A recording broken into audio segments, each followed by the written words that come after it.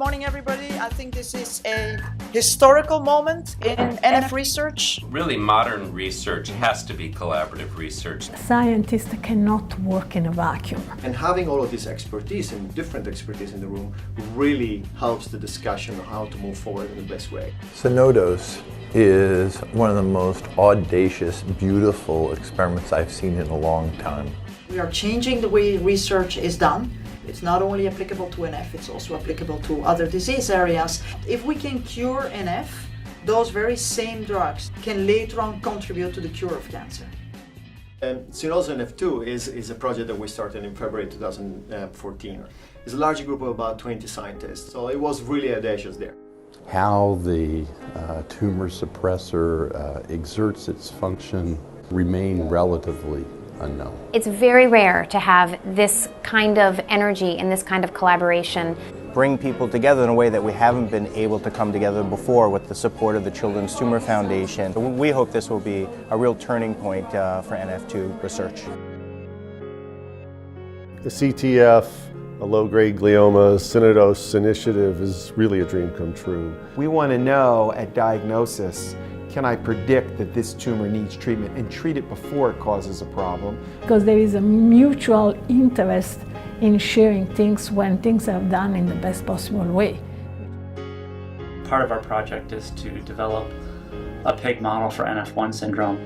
So we'll be working with the NF model to do a lot of the neurological characterization in these to see whether they have the same sort of cognitive deficit you see in an NF patient. Well, I think in a consortium setting, the really positive attributes are you're bringing scientists from different fields and bringing them together to work as one.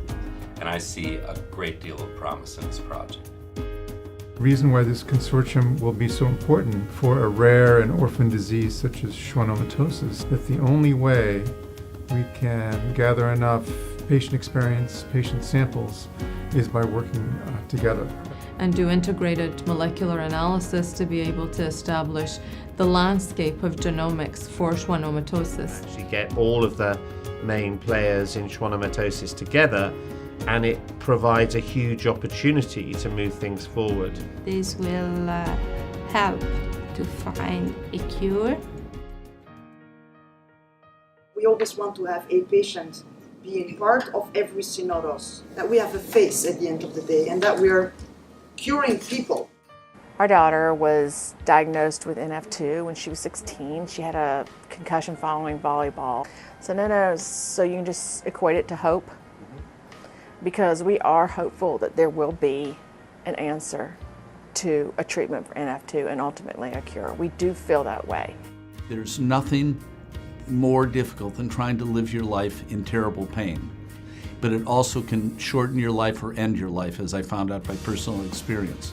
And by helping these people get out of their chronic pain and find treatments that work, we're making lives immeasurably better for the affected community. When our son, Philip, was diagnosed in the fall of 2011, we had no idea what neurofibromatosis was. We'd never heard of it, and that you see the face of the patient in your work on your darkest days when something's not going well or it's just not turning out the way your hypothesis intended, to keep up the fight and to continue going because we're counting on you. We really, really are.